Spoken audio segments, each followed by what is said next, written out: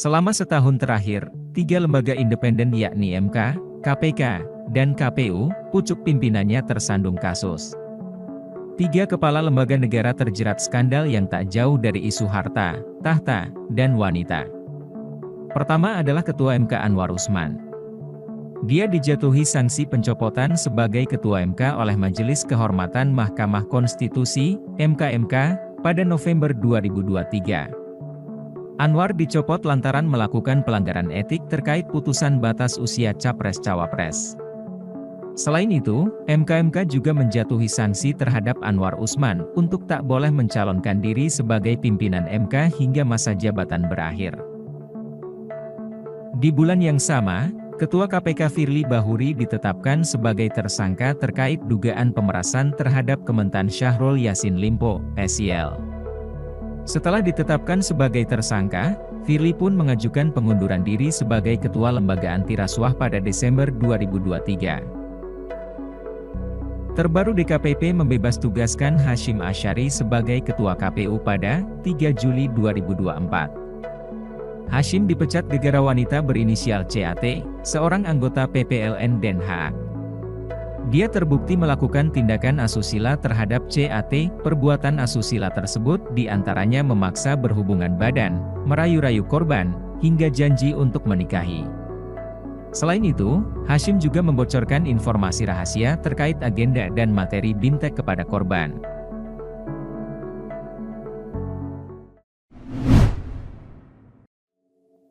Sesi negosiasi gencatan senjata di Gaza antara Hamas dan Israel lagi-lagi menemui jalan buntu.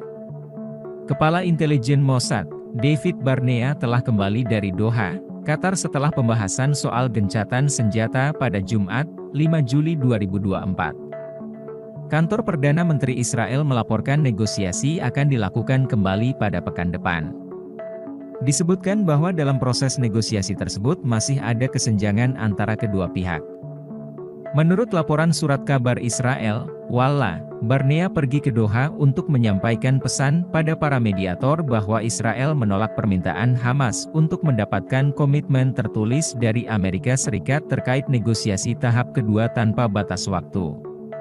Mereka menegaskan perselisihan Israel-Hamas adalah mengenai klausul 14 dalam proposal Israel, yang berkaitan dengan durasi perundingan kedua pihak pada tahap kedua, yang akan mengarah pada ketenangan berkelanjutan di jalur Gaza.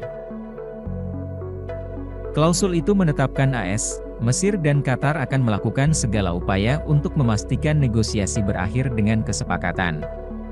Selain itu, klausul tersebut menegaskan gencatan senjata akan terus berlanjut selama negosiasi berlangsung, sementara Hamas dalam tanggapan terbarunya menuntut komitmen tertulis dari para mediator.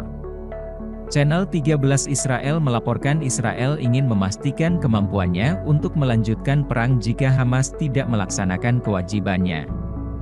Israel juga menolak persyaratan Hamas agar gerakan tersebut memilih nama-nama sebagian besar tahanan Palestina yang akan dibebaskan, menurut keterangan pejabat Israel.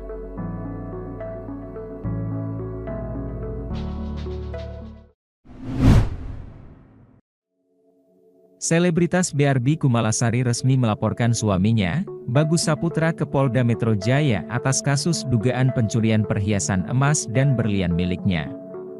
Bagus Saputra suami Barbie Kumalasari dikabarkan menghilang dari rumah sejak Kamis, 4 Juli 2024, pagi, bersamaan dengan menghilangnya perhiasan emas dan berlian milik Kumalasari. Sunan Kalijaga kuasa hukum Kumalasari menyampaikan alasan kliennya membuat laporan polisi, karena Bagus Saputra tidak menunjukkan itikat baik.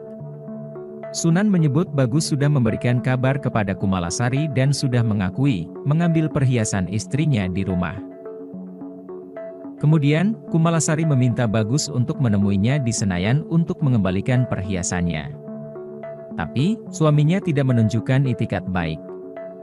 Dalam laporannya, Sunan membawa bukti berupa percakapan pengakuan Bagus yang sudah mengambil perhiasan Kumalasari melalui pesan singkat atau chat, serta voice note.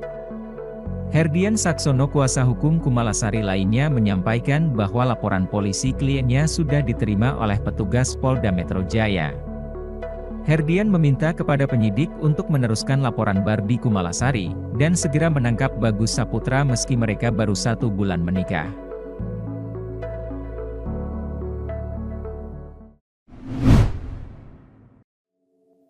Lembaga Bantuan Hukum, LBH, Gerakan Pemuda, GP, Ansor Jember mendatangi kantor Polres Jember, Sabtu, 6 Juli 2024, untuk melaporkan pemilik akun Facebook berinisial MIA ke aparat penegak hukum.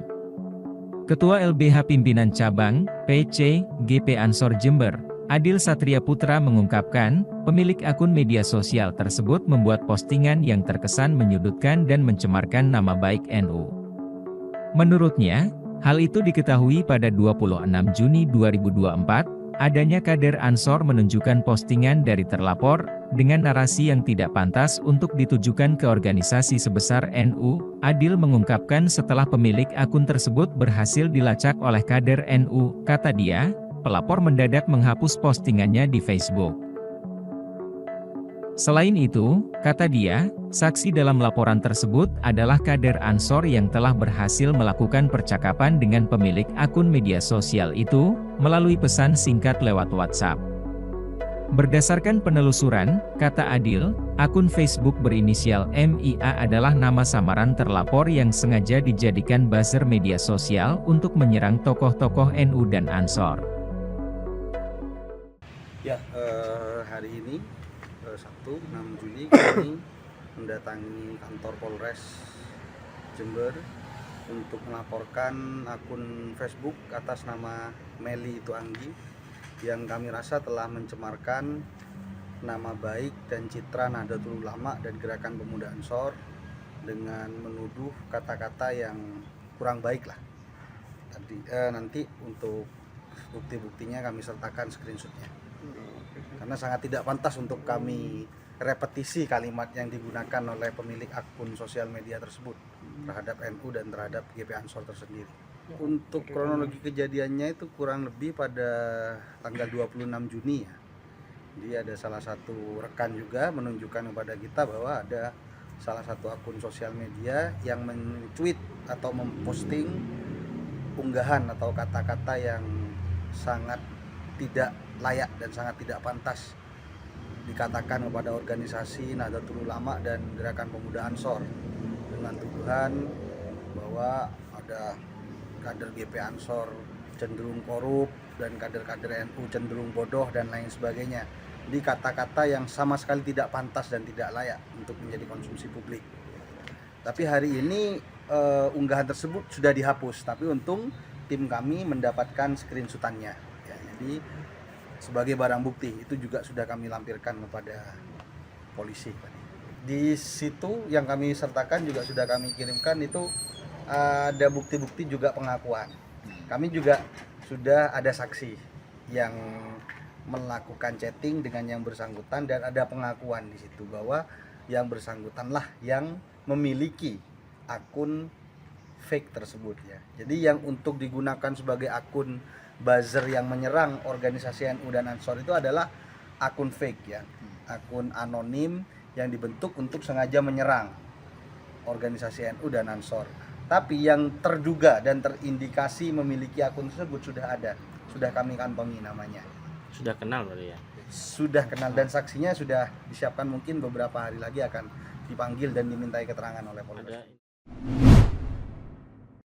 Polsek Manyar meringkus komplotan pengedar narkoba di balik kamar kos di Jalan Samarinda, Sukomulyo, Manyar, Gresik. Para budak narkoba itu menyimpan barang haram di dalam berangkas bentuk buku.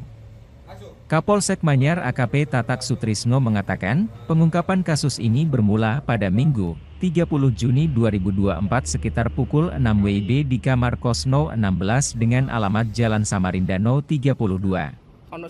Termasuk Desa Sukomulyo, Manyar, Gresik. Saat itu, Bribka Dwi Santoso dan Bribka Hadi Supriyanto anggota Reskrim Polsek Manyar sedang melakukan patrol rutin mendapat informasi adanya lokasi kos yang sering digunakan transaksi jual beli serta penyalahgunaan narkotika jenis sabu dan pil ekstasi. Setelah itu anggota reskrim menuju ke lokasi. Di dalam kamar kos tersebut dalam kuasa Muhammad Fadlil, 26, berhasil diamankan 43 paket sabu berbagai kemasan dengan berat bruto sebanyak 62,17 gram. Satu kantong plastik berisikan 84 butir tablet biru berlogo R, pil ekstasi. Satu buah timbangan elektrik, 2 pek klip plastik warna putih bening, 2 pek bungkus makanan plastik, 1 buah handphone iPhone. Adapun dalam menjual barang haram itu, Muhammad Fadlil dibantu membungkus oleh Muhammad Rizky Maulana Maghfur alias Kiki, 25, Kerta Kris Wijaya alias Kris, 26, sebagai kurir. Mereka bertiga merupakan warga Tlogo Pojok, Kecamatan Gresik, Kabupaten Gresik. Ketiga pemuda itu diamankan dan digelar ke Polsek Manyar. Mereka bertiga membentuk jaringan narkoba dan menamakannya Gresik Menyala. Barang haram yang didapatkan 3 pemuda Tlogo Pojok ini berasal dari lapas. Muhammad Fadlil kepada awak media mengatakan, sudah beroperasi selama 3-4 bulan. Narkoba jenis sabu dan ekstasi itu diedarkan ke sejumlah wilayah, mulai GKB, Suci, Manyar, Gresik Kota, hingga Duduk Sampeyan.